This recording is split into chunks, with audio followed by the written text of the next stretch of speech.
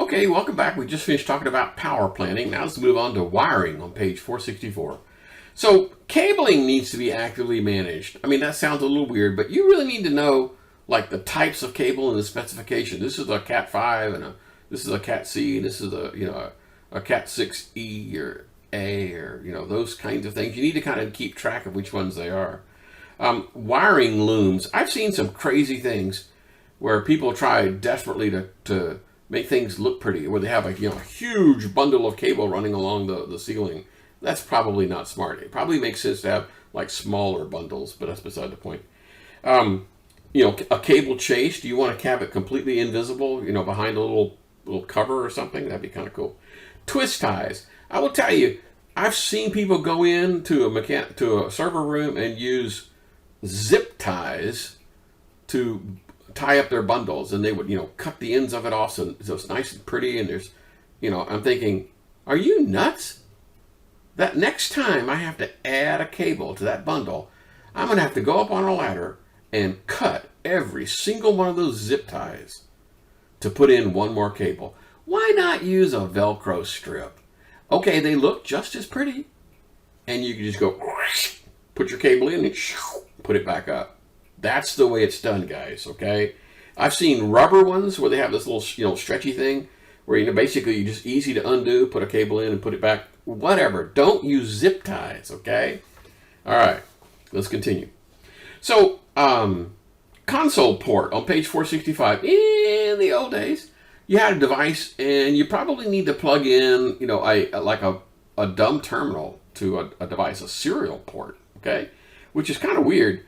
But anyway, the idea is I sometimes need to, if something is going, let's say I have a router that's completely whacked. I probably need I can't get to it over the network. I need to physically go to the machine and jack directly into that guy. So the question is, maybe I was using that as a monitoring port for some function, and I have to unplug the monitoring port to be able to plug this thing in to be able to do diagnostics on this guy. So the point is, do I leave things plugged in to these console ports or not? That's kind of the question. Okay, life cycle management on page 465. Yeah, we are talking about starting with an inventory. You cannot have, a replacement plan if you don't even know what it is you've got. So let's talk about installing. So let's say a vendor says, well, I'll come in and I'll install that for you. In my server room? No. You can leave it here on the floor and I'll carry it in and put it in, okay? Or if you say, sure, right ahead, you're probably going to have somebody there. I don't want people that I don't know inside my server room unless there's somebody there watching them, okay? Just saying. Moving company, okay, you're moving to a new building. Okay, while nothing is up, it's okay for them to be, hauling 19-inch racks and plunking them down, that kind of stuff. The construction crew and moving folks, that's okay, because nothing's running, okay? I've heard stories about, okay, it's time to move and the dang thing won't fit through the door, okay? In fact, we had a scenario where we had an UPS that was built into the server room. By the way, I would never, ever do that again. It's loud, it's noisy, it takes up a huge amount of space, it smells bad. I would put it someplace else, but back to the story. It wouldn't fit through, pieces of it wouldn't fit through the door. Okay. So moves, adds, and changes. So you ought to make these things as modular as possible. Don't plan on like 80% of your rack being full. Don't do that. Plan for like 60%. So if you have this many items, this many U's, that's a horrible way to saying it. The sum of all your U's ought to be having a 60% of your rack taken up by that. Perhaps leaving a 1U gap between the things just in case. Maintenance.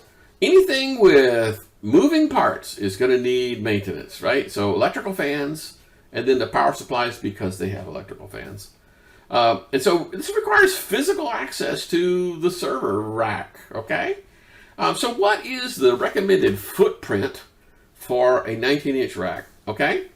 Well, in theory, it's 3 foot in front of the rack and 3 foot behind the rack. Now, side by side, they can be dang near touching. You can have 2 racks side by side with no trouble, but the amount of space you need in front and back, because you need to have a human be able to get behind it to be able to see what's, unplug things or plug things or, hit buttons or something. And you need to be in the front because most of these things slide out. They'll be on a little set of rails, and you can pull the unit out of the rack and then do maintenance on it, then slide it back in. So I need plenty of space in front. So don't put a table in front of your rack. You need 3 foot in front of it. Okay, kind of making sense. Okay. And then how tight are the cable runs? I've seen these ridiculous stories of, cables that just look gorgeous, but are so tight that if you wanted to move that server down 1 U unit in the rack, your cables wouldn't reach anymore. Oh, they were gorgeous, but too tight. Okay, so in my world, for example, we had a bunch of cable runs into the building. We put a loop in the ceiling and then had that come down. That way I could move a rack anywhere I wanted inside the building because I knew I had enough extra cable stuck up in the ceiling. Okay, had a loop of cable in the ceiling, so when I come down, I could literally move that rack and it would just take up some of the space in the loop. Okay, good. And then decommissioning. There's a high risk in going in there and pulling stuff out. I mean, I'll tell a story. This happened to me, where they said, "Hey, go back there and pull the power cord on the email server." I go, "Okay," and so I go back there and it says, "Okay, I got it." And they went, "The lights are still on. What did you do?" I said, "Well, I pulled the cord on the email server." And they said, "No, you didn't. You pulled it on the database server." And I go, "Oh, shoot." Okay, yeah, you gotta have to be paying attention to what things you're unplugging. Okay, patch cables on page 468. It's all about the specification. Category 5, Category 6, Category 6A. The data center might have some funky stuff that you don't have at home, like a Category 7 or a Cat A or 8.1 or 8.2. These are specialized specialized copper cables, copper wire cables that are really short runs, like 20 meters or something, a high-speed connection between servers or something like that. It's not building wiring, okay? Building wiring is still, at the time of this taping, is still stuck at 6A. Okay, so if I had to do this, I would kind of go crazy with color coding patch cables, okay? I would. Red ones mean this and blue ones mean that. For example, red cable means, it's a dirty connection, those kind of things. And then, again, I mentioned to you having the rack space for the DMZ further away from the racks of the others so that you couldn't accidentally take a patch cord from one, inside a 19-inch rack, you could pull a patch cord off of this and plug it into that, right? It's long enough. You just go, tuk, tuk. But if it's in another rack, you can't unplug it from here and then stick it in this other rack on this side. So having them physically separated is helpful. Okay. By the way, there's a cool little thing they talk about in the book that, look, cables are cheap. So, you're probably making a lot of money. I don't want to spend, if somebody's making $40 an hour, I don't want to have them making cables. Just buy the dang cables, okay? Don't try to make them yourself. Then cable management. So here's an example. Here's an example of a before and an after. Okay, the before looks ridiculous. I can't tell what's going on. There's cables all over the place. The after is absolutely gorgeous. But are you trying to tell me I have enough slack that I could move like this unit up 2 U's? Probably not. So I like cable management. I like the color coding. I like everything about this, but do not make it so tight that you cannot move anything.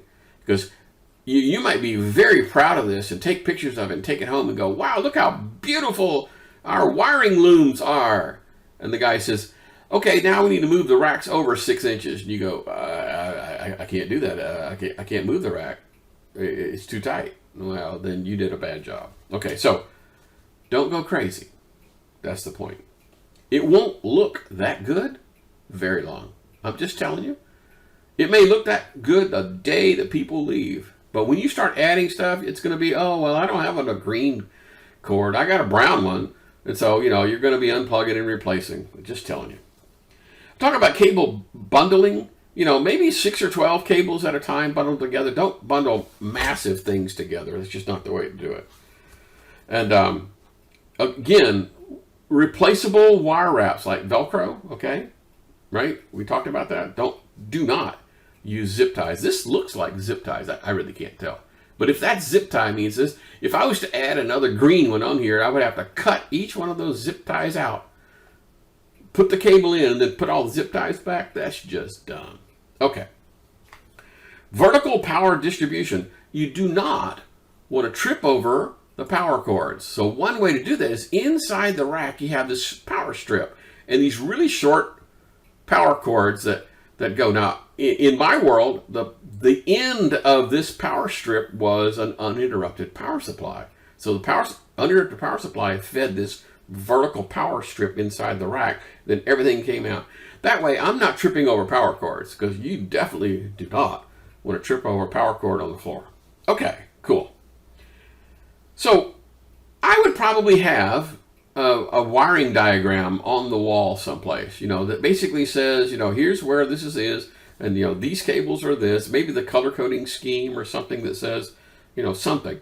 So you have some sort of documentation of the building wiring diagram. This goes up to an IDF, and then the IDF goes here, and then we have a fiber optic cable that goes from here to here, that kind of stuff. Just a diagram. And it could be something simple you put together, or you have some automated tools that can kind of build these things for you.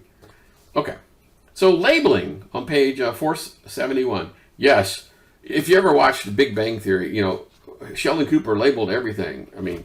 So yes, labeling is a requirement. Here's my little label gun thing, okay? It's a little label printer. It spits out a little tape with, adhesive on the back. And yes, I label everything. You remember the story about me unplugging the wrong server? They were labeled on the front of the rack. Here's the email server. Here is the database server. But on the back of the rack, there was no labeling at all. And so I thought I was unplugging the correct one, and it wasn't. Okay? What lesson did you learn just now? Label everything, front and back. Okay.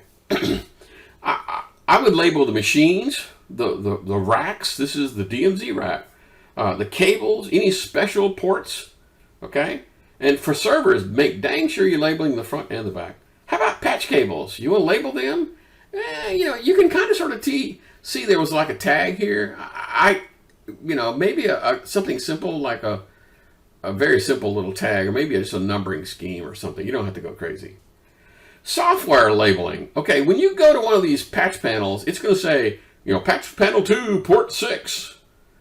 But maybe you need to have something that says patch panel 2, port 6 is the email server. Something like that.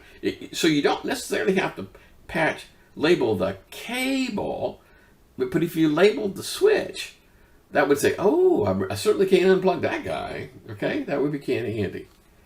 Okay, because port 12 doesn't mean anything, right? So you could have an asset tag on your machine, like a barcode or a QR code or something. Maybe you had an automated inventory gun. You walked around and going, doot, doot, doing inventory, that kind of stuff. They talk about labeling network equipment. In the example in the book, they talk about, a 512K link to a WAN number MPLS cloud, something that makes sense to them. It doesn't have, got it? So the bottom line is, take the time to label things as they go, because when you need it the most, when you're in a panic and people are screaming and pounding on the door, that is not the time to go, oh my God, where the heck does this wire go? Okay, kind of makes sense. Okay, once again, we're coming up on the 15-minute mark.